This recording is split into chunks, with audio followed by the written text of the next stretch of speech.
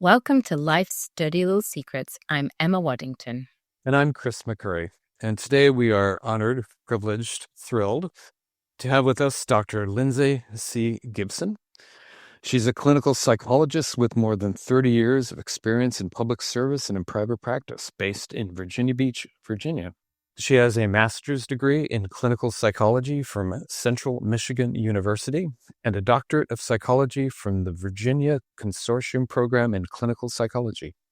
She has taught doctoral-level clinical psychology as an adjunct assistant professor and writes widely on emotional well-being. She has authored a raft of books, most of them available through New Harbinger Publications, and we will have all the information regarding her books as well as other resources in show notes. Her book, Adult Children of Emotionally Immature Parents, became a New York Times bestseller with over 1.5 million copies sold. I'm jealous. It's been translated into 30 languages. And this was followed by Recovering from Emotionally Immature Parents, Self-Care for Adult Children of Emotionally Immature Parents, and Disentangling from Emotionally Immature People. And her latest book, published just this spring, is How to Raise an Emotionally Mature Child. Welcome, Dr. Gibson. Oh, thank you for having me. It's so good to be with you guys today. Oh, it's our pleasure. Let's talk about emotionally immature parents. How would you describe or define an emotionally immature parent? Well, let's think about it in terms of how people develop psychologically. And the way that they develop goes through these predictable stages that I learned about when I was learning to do psychological evaluations as a young psychologist. And in the program that I attended, there was tremendous emphasis on what kinds of thinking and of self-development, intellectual ability were common at different ages. So that when you did a psychological evaluation, you could look for these things and peg where the person had developed to in terms of their psychological development. So this set me up to be aware of this for the rest of my 30 plus years of being a psychologist and a psychotherapist, where I was always thinking about behavior in terms of what it told me about a person's level of development psychologically. So when people came in to see me for psychotherapy and they were describing their spouse or but most particularly their parents, I'm listening to it thinking, whoa, these people are at a very young age psychologically. They're extremely egocentric. All roads lead to them. Everything is about them and their needs. They're not self-reflective. They're not taking responsibility for the pain that they've been causing my client. And they're very impulsive. They showed a very poor stress tolerance. They would blow up over small things, or they would hold a grudge forever. They would withdraw love. And these things were all, I got to see the personal aftermath of being raised by parents who were really like overgrown toddlers. And that's I'm not casting aspersions on toddlers or emotionally immature parents, but it sure makes life hard on the people that have to live with them. And it makes life especially hard on dependent children who look to these parents for help in developing their own sense of self and their own emotional control. Now, one of the things that emotionally immature parents have a really hard time doing is they cannot let down their guard enough to connect with their children at a deep emotional level. They're practically phobic about deep feelings and emotional needs. And I think it's because they don't have a very well-developed sense of self. So when you start getting close to them and trying to connect with them, or you come to them with a problem or an emotional issue, they get panicky because they're not really very well organized inside themselves to contain your emotion along with theirs. So they avoid emotional intimacy, and they actually psychologically back up from their children and withdraw from their children the more the child is trying to get something from them emotionally. And what that does is it makes the child come to the conclusion, oh, there's something weird about me. There's something wrong with me. My needs are too much. I'm too dependent, or I'm too easily upset, I'm too sensitive. I'm not going to be that way in my life. I'm not going to try to get too close to people because I see how it upset my parent and made them pull away from me. That's just one example of how it can affect people. But emotionally immature parents are people who, like many of us, find themselves in a position of shaping a child's life using the only tools that you have and the only history that you have from your own life, and maybe not being able, for many reasons, to give that child the sense of security, feeling loved, feeling understood, and not feeling lonely, because you can give them that sense of connection. Emotionally immature parents have a tremendously difficult time doing that with their kids.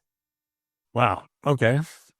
That's a lot to unpack. I've been working with parents for over 30 years as well. And as a parent myself, I know that even the most emotionally mature of us can become immature under the right circumstances. I often talk about how under stress we all regress, and any one of us can become a raging 5-year-old.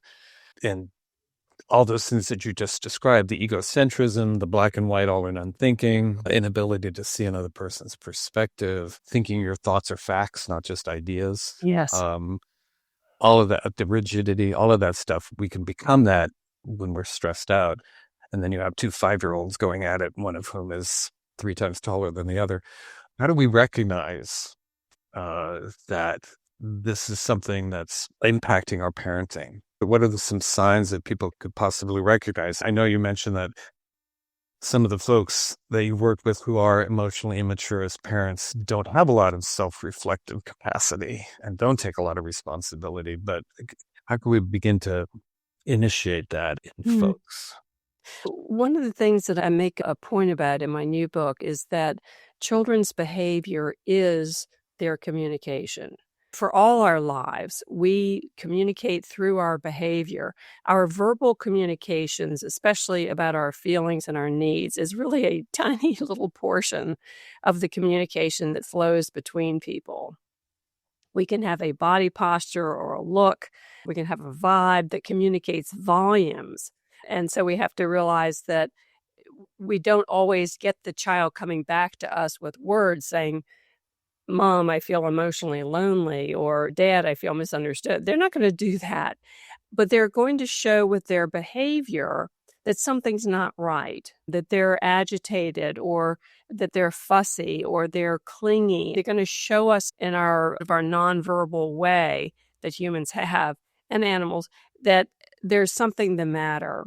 And so if we get the basic idea that our child's behavior is always communicating to us how we're doing as parents.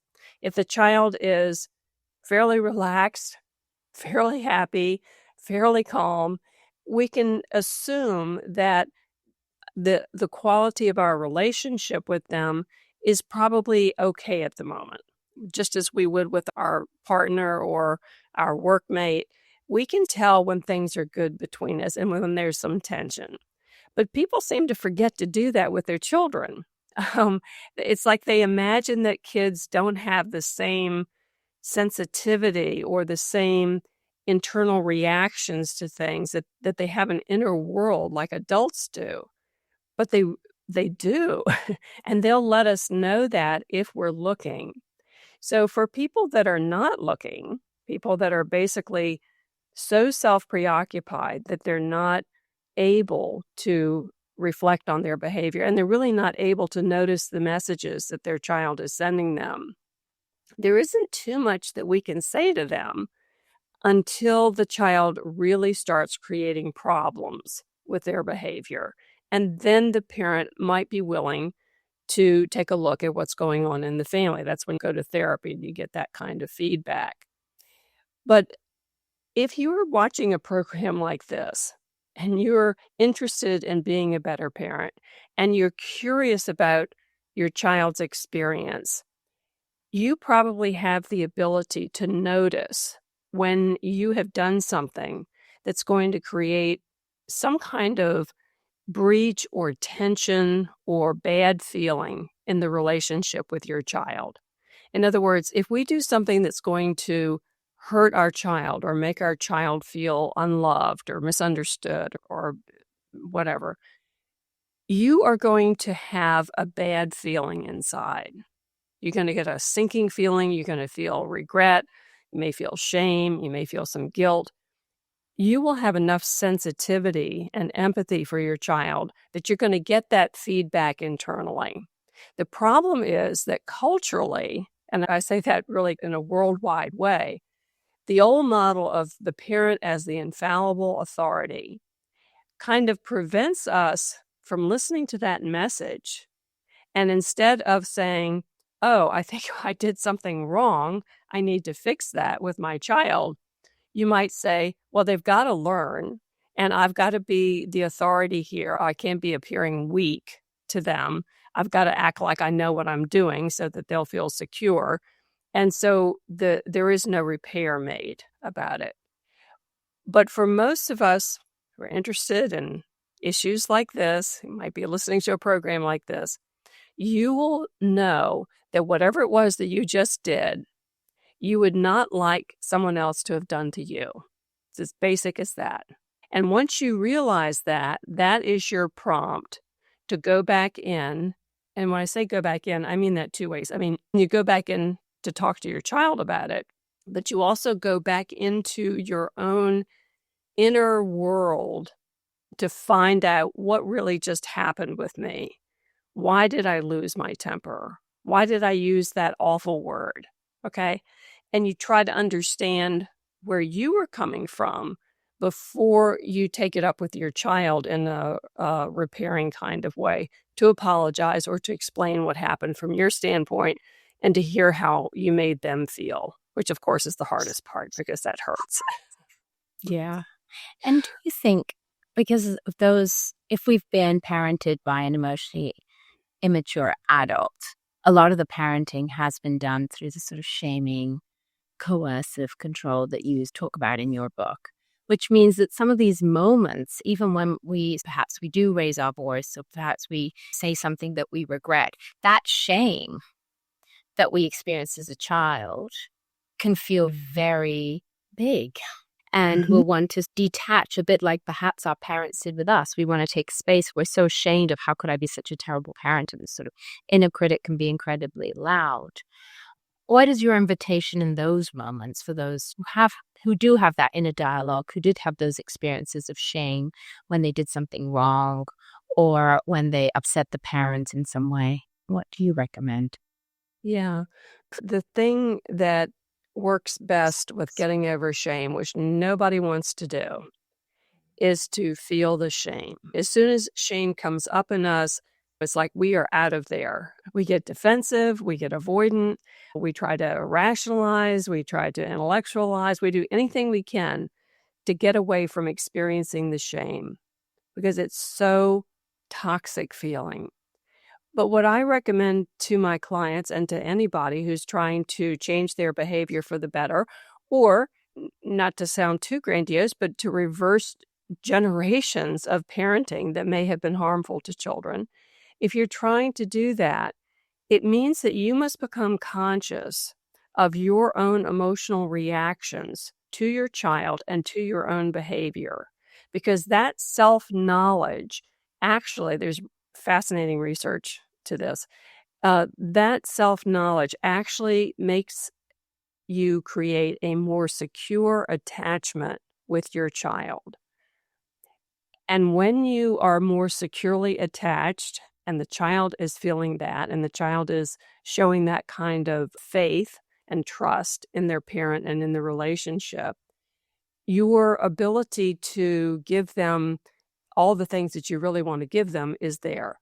But if you don't start with your own tolerance for your shameful feelings, you can't be there for your child in their worst feelings, in their suffering, okay? So I always counsel people, I said, let's just sit here for a second. This is shame. Let's feel it. This is what has held you back. This is what you run away from. This is what makes you feel terrible about yourself. Let's just sit with it Let's just feel it and name what this is, because it's not the end of you. It's just a feeling that you had from childhood, but you've been running from it. So let's just stop and sit with it for a minute. And when they do that, when any of us do that, the shame gets really bad, feels awful, and then it starts to lift and dissipate, because all it ever wanted was to be felt.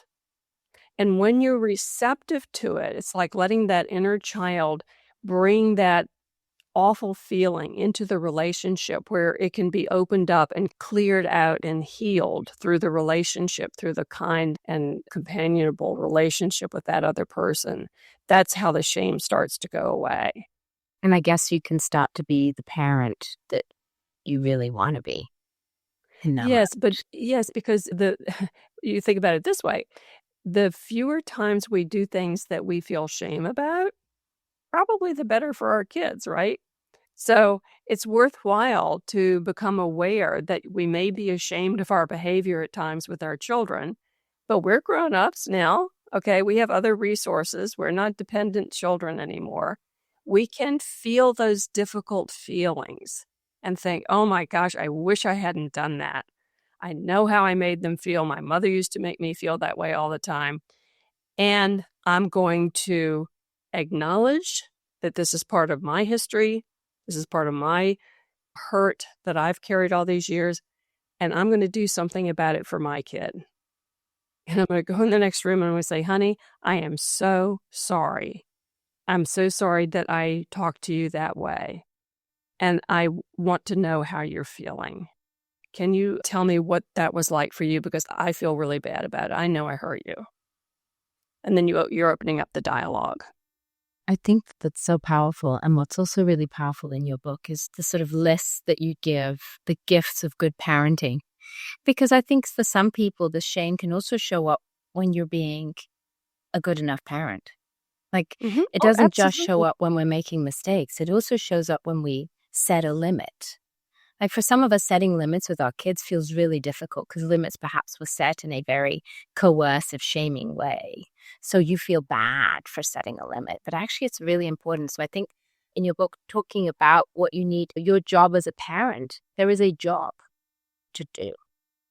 Absolutely. Yeah. Because you can't, there's a way of describing sensitive parenting as gentle parenting. And that makes it sound like we don't set limits, we don't give guidance, we just let them run wild and say, aren't they cute? But that's not what we're after. If we don't have the container for them, if we don't provide those limits and we don't provide the guidance, they don't become socialized. They don't become good enough citizens in order to, get by in the world. So we don't want to do them the disservice of pretending that everything they do is just fine. We are going to butt heads, but you're so right, Emma. If we grew up with parents who were very shaming toward us, or maybe they withheld love, which is practically the same result, then we may not feel good when we set a good limit or when we've made our child very unhappy or angry with us. Okay, we'll have that automatic knee-jerk reaction to feel shame about that because it's like our parent is reacting to us again. But if we understand that, again, that goes back to the self-knowing. If we understand that, then we are freed to do it, to feel bad about it, and yet use our thinking mind to say, nope, they really should not be out until 2 o'clock in the morning. And we're going to have to do something about this. Yeah. So true. Chris used to say, what did you used to say to Ian, to his now 32-year-old, that I'm representing society? Yes. I think about that so often because I have 2 teenage boys and a 9-year-old girl. And I think about, I'm representing society here. So this is not okay. It's not just on behalf of me, myself, and I. It's actually a whole community that I'm thinking about. I'm not unusual in being annoyed by your behavior right now. Other people, I'm sure, will be annoyed by this very behavior. So think about that. Yeah. He'd just roll his eyes. He thought he was doomed to being raised by 2 psychologists. Yeah. It has its own challenges, doesn't it? Yes. Yes. Yeah. It's so important because limit setting, it seems to be out of fashion, actually. like this gentle parenting movement and this sort of, I can't remember, there's another term as well, that sort of suggests that almost that limit setting, natural consequences, which is all very well. Obviously, we don't want to be harsh parents, but limits are incredibly important information. And we need to get comfortable doing that in a warm. I talk about you need to be kind and firm. We don't need to be mean and firm. We can be kind and Right. firm. But that, if we Yeah. haven't had that template, that's very difficult. We need to do the work to Yes. figure out how to do that. Well, Yeah, it may never be comfortable. also true. No, Very in the good same point. way that you may sit with the shame and it dissipates, but then it'll come back because that's your Yes. programming. And under those contexts, you will feel that feeling, you will have those thoughts, but over time, with that experience as you described, it'll be like, oh yeah, that, Yeah. Yes. as opposed to, oh my God. Yes. Yeah. So true. Yeah. Yeah, I think it's part of the deal, just being a parent. Yeah, and the idea of somehow limits and consequences and whatever took on this, there's only one way to do it, and that's in a authoritarian way.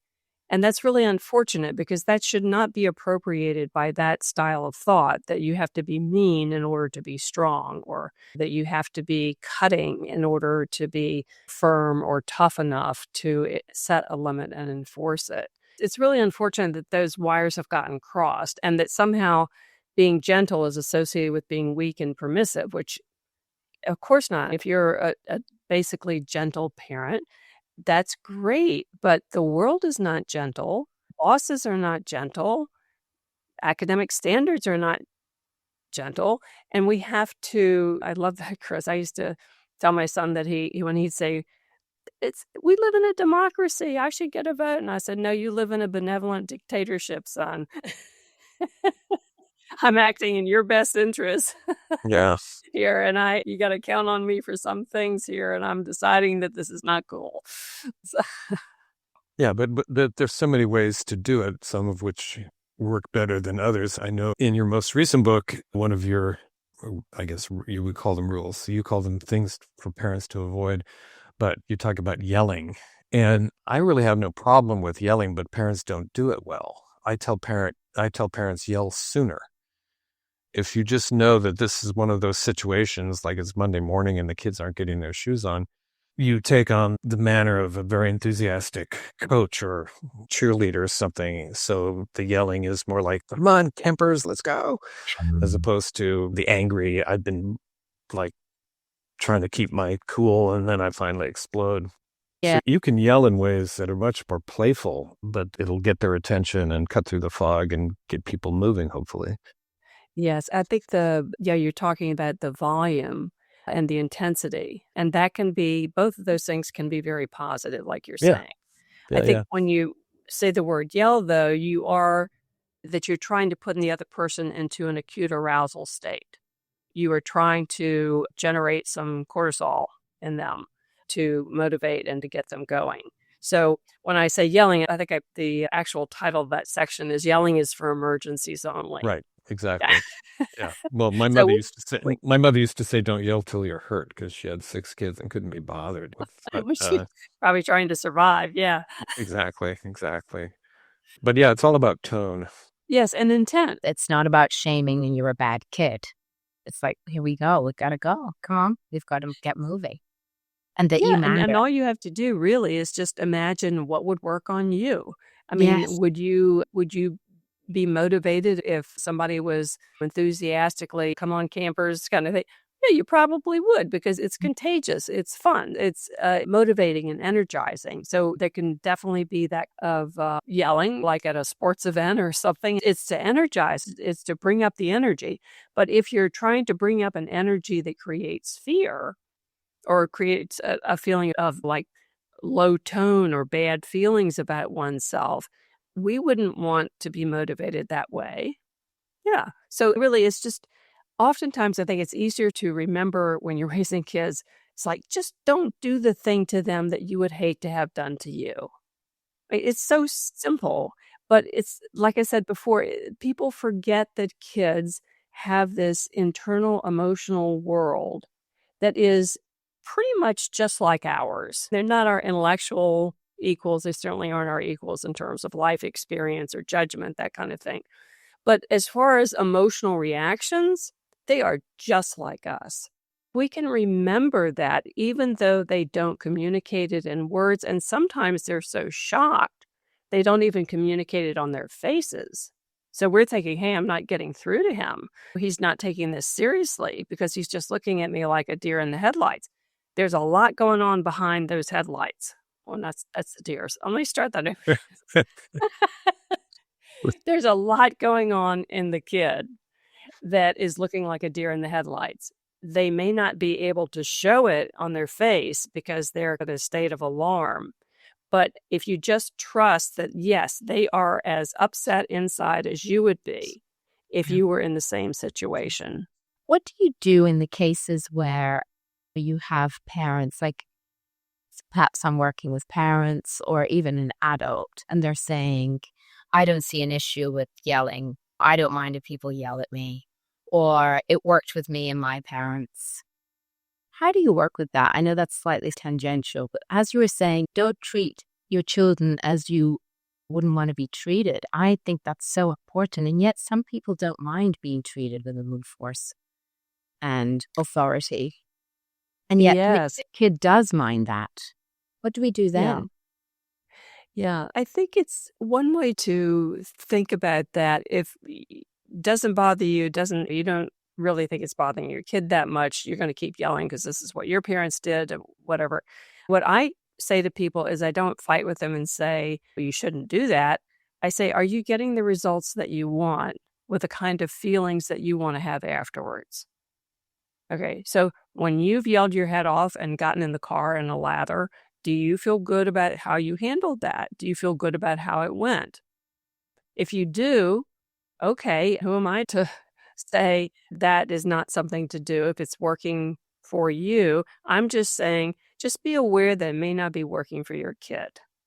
Because think about how you might feel if your boss motivated you by yelling at you or giving you what seems to be arbitrary deadlines and times to have something done, and then makes you feel terrible about it if you don't get it done on time. You might want to consider that even though it feels very comfortable to you, there might be other ways of getting exactly the same result that you want with less distress in the system. Now, you may not have this as a high priority on your list of things to do with parenting or how the family gets along, and I understand that, but keep in mind that there might be some other ways of handling this that could teach your child how to get along with other people when one person isn't doing what the other person wants them to. And what are some other ways that we can be more collaborative or we can motivate each other without all the yelling? Let's just keep that in mind as a possibility, and we can talk about it down the road if you like. Yeah, I'm always reminding parents that the root of the word discipline is to teach. And so asking the question, is your child learning what you want them to learn through these techniques? Yes. If your child is learning that raising your voice and coercion and shaming is what gets things done, then what kind of partner are they going to be? What kind of boss are they going to be? How are they going to handle... They get to be a boss. Yeah, if they get to be a boss. Unfortunately, a lot of that personality type does. Yeah. But yeah, we want to be thinking about in this coming world, there's not going to be the opportunity so much, I don't think, for people to indulge their personality inclinations at will. There's going to be more expectation of being treated with some basic respect, unless you have so much money that you can afford to lose and gain people without we won't mention any names. We won't mention any names, but it is a thing that if once you get enough power, enough money, you can start to look at the costs of that kind of behavior as acceptable, because you can always get more where that came from with money. Right. I would love to touch on your 7 parental mindsets. We may not do all 7, but a couple of them, just because when I read about them, I just thought they were so useful just as a framework for parents. Those of us that perhaps haven't had the best templates, we can use those as references. And also because when I first read your book, and I think I mentioned it to you, I made 2 promises to myself as a child. My first was never to be an expat parent, and I broke that one because I now live in Singapore. Yes, I remember talking to Chris about it when we got given the post in Singapore, and I was devastated. I'm like breaking this huge promise that I made to myself never to be an expat parent. Anyway, it's been okay. And the second one was never to forget what it's like to be a child. I remember I was about 8 or 9 years old and thinking, what happens to adults that they forget that children have their own world, their own version, their own ideas, their own worries. I remember thinking my worries matter too, and was regularly told that my worries were really small, that the real worries came later. And I'd get really frustrated and upset. So I said, Emma, never forget this. This is important for you to take into your adult brain, that this is really important to children and that you need to listen to children. And so when I read about this as one of your mindsets, I thought, yes, children are unique and they have their own worldview. And that is really important for us to respect and also to savor. I think it's one of my favorite things about being a parent is actually to hear the perspective of my children, because sometimes they have some fantastic versions of the world that had never occurred to me. And I learn so much through all of them. I have different stages, but I've learned through each stage of saying, actually, that's a really cool way of using a dustpan, or that's a new way of climbing up the stairs, whatever it might be. Or you have teenagers who decide that actually this is an interesting political party and that it's got an agenda that might relate. It's just like open yourself to this version of the world, because we can get really narrow and rigid and not particularly creative as we get older. I think it's super important. I loved that you had that in the book as your number one, because I think it is so true and so powerful and so much fun if you embrace it as a parent. Yeah, I did the orientation toward mindsets as opposed to here are the 4 things to do when your child is having a tantrum, or here are the 6 steps to what.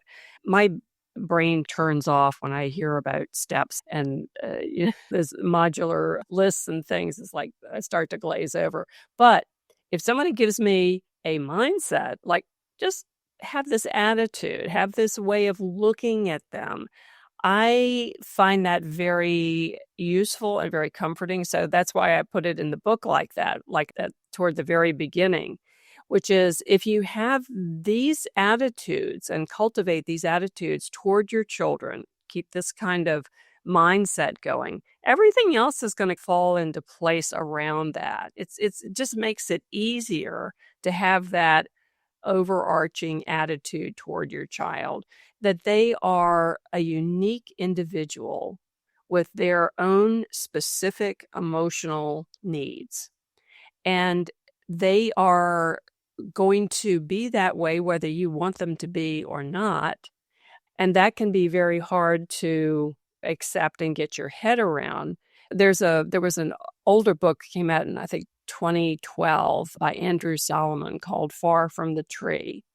And he has a beautiful line in there on the first page of the book. He says that being a parent is committing to caring for a permanent stranger. Yes. And what he's saying there is you can't just love what you expect to see in your child. That's easy. What you have to try to do is to understand and appreciate these individual differences that they're going to come to you with. And when you do that, you create a sense of connection with them, where in a way you're beholding them. Carl Rogers said, we should look at our children the way we look at a sunset. That is, that we behold it without judgment, without expectation, without a sense of familiarity, like, oh yeah, I know all about sunsets. Next. No, to appreciate these unique qualities in our child, to try to see things from their perspective, creates empathy, and that satisfies the child's need for connection, and meaning and purpose, all of that goes back to the emotional connection, the quality of the emotional connection with the parent, the feeling of being seen for who you really are. So maybe the most basic attitude that I would espouse for parents to have toward their children is to just try on the idea that your child is psychologically real inside. Okay? They're not little empty vessels. They're not little stimulus response machines. They are as real inside, having their own experience as you are. Okay? And we tend to forget that because we do tend to see them as these empty vessels, these malleable little people that we can form into who we want them to be. It's like, well, we can give them a lot, but we can't form them into really who they were meant to be. We have to be looking for that and helping them discover that. To give an example, because that feels really important, of where we may be treating them as empty vessels versus actually discovering who they are and what they stand for. If we keep in mind that a child's sense of self is based on their emotional experiences, we tend not to make that connection because for harried parents, a child's emotion is draining. It's exhausting to deal with the many and the very, very frequent emotions of children. That's true with adults too, but children really let it hang out, okay? And so we forget that those emotions, that part of the brain that has to do with registering somatically the experience of instantaneous emotion, that part of the brain is just as online for them as it is on us, as I said before. And when you recognize that and accept that as not only something they can't help, but that it is the basis of their sense of secure selfhood. You can't have a sense of self unless you have become aware of your feelings, you make sense of your feelings, you understand their signals, you understand what they mean in terms of your relationships with other people, what they're telling you about other people, develops your intuition. And emotion is your through line for your life. That is your autobiographical narrative that creates a sense of self. I am a person who moves through time having experiences, and yet I stay the same. I am who I am, even though I grow and I change. And that development with that solid sense of self through time, that I can remember what I did back here and how it felt. I can imagine how it's going to feel over here and what that will feel like. There's your cause and effect awareness. And how do we have a successful, happy adult life if we don't have that basic cause and effect awareness? It's all based on emotion.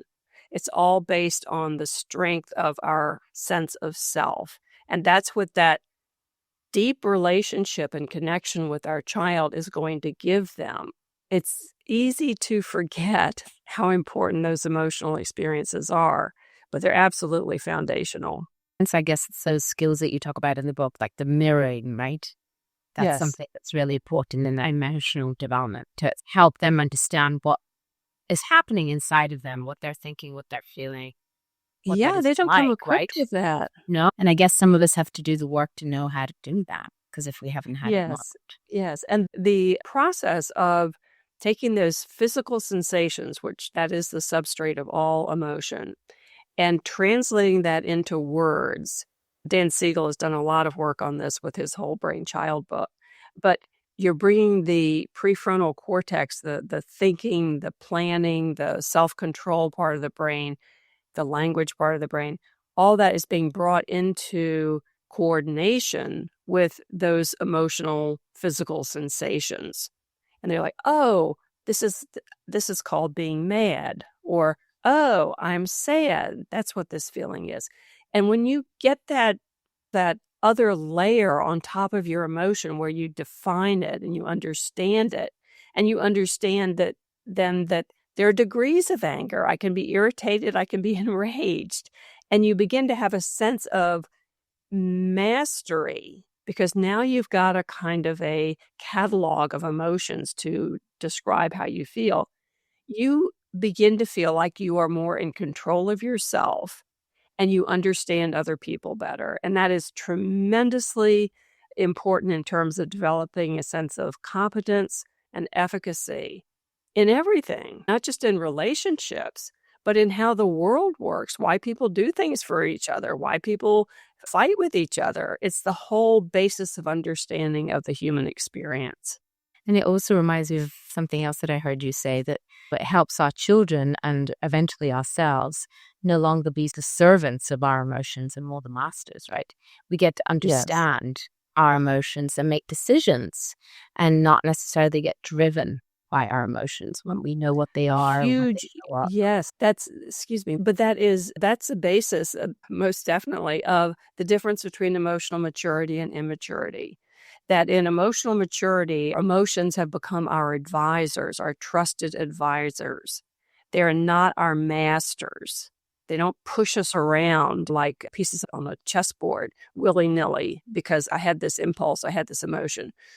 You develop a thinking capacity that can allow you to use your emotions as information and communication, but to see the big picture and, again, to see the cause and effect of things. Yeah, so powerful, isn't it? And I love that you brought it back to that maturity piece because it is so true. And that is, those of us have to do the work. And we can learn it as we parent, which is what's so magical about parenting, is that as we parent and we know that we want to do a good job. And I think what was really reassuring in your book is that you can have a poor experience of being parented and you can still do a great job. Because the fact that you care to do a good job is so powerful. It means that you're reflecting one of the skills that perhaps your parents didn't do. You can start better. Yeah. And they've done and research on, do you have to get it right with the other person in order for them to feel close to you and to feel basically like positively toward you? And what they found was that as long as the other person was trying to understand, that was actually more important than their hit rate of actually understanding. Because it's the feeling that what goes on inside me is important to you, and you are trying to make that connection with me on the basis of how I see things. That is everything in terms of fostering that sense of I'm being seen, I'm being connected with. It's the effort.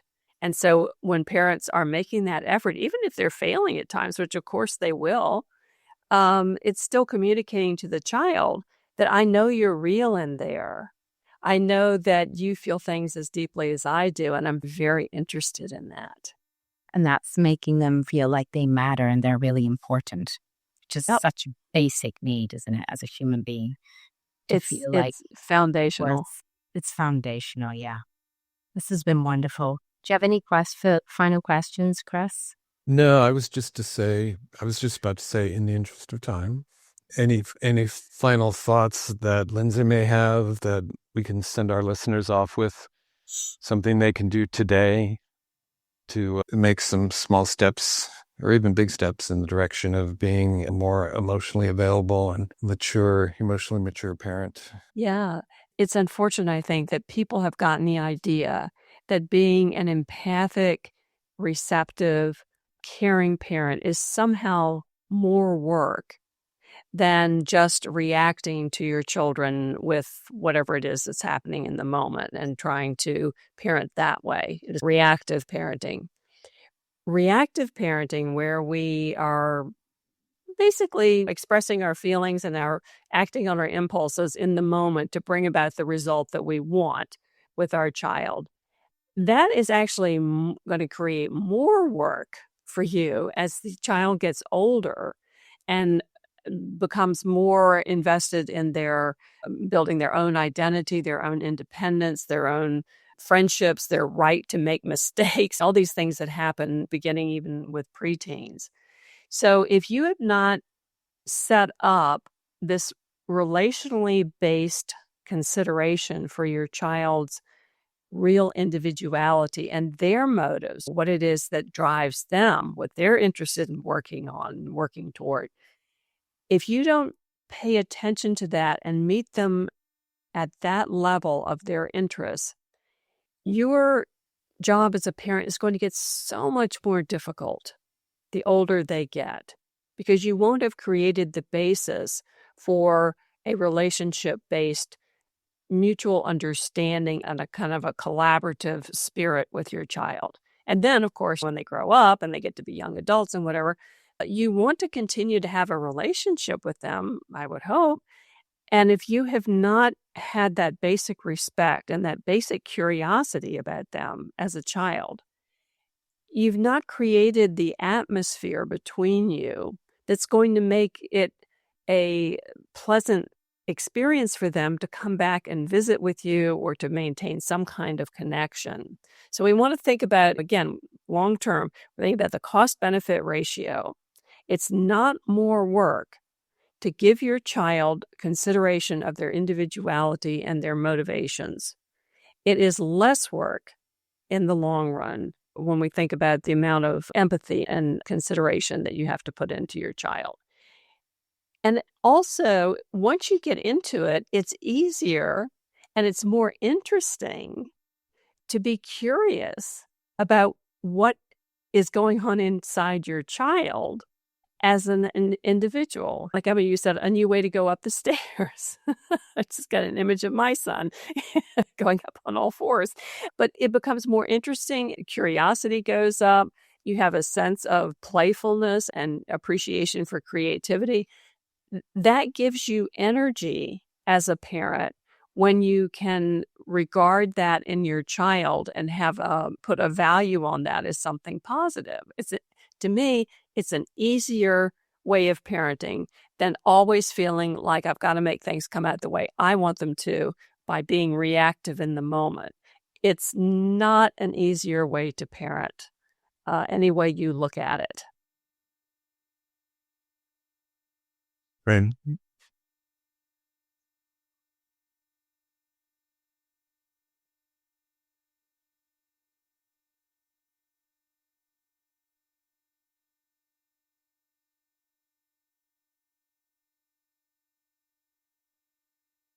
Yes, and I wanted to mention too, Emma, that we can learn all kinds of behaviors that make things go better. If you're worried about whether or not you did the right thing with your child, or you're feeling bad about how you've been up until now, all you have to do is learn. I mean, you can read books, you can listen to podcasts, you can talk to friends whose relationship with their children you admire. There's so much you can do, because once we reach the age of 12 and we move into formal operations thinking, it means that we have the ability to observe ourselves and learn new behaviors, and we become self-changing organisms as adults. And if we apply that to our parenting role, we will have a much easier time of it, and it'll feel good to us as we do it. All right.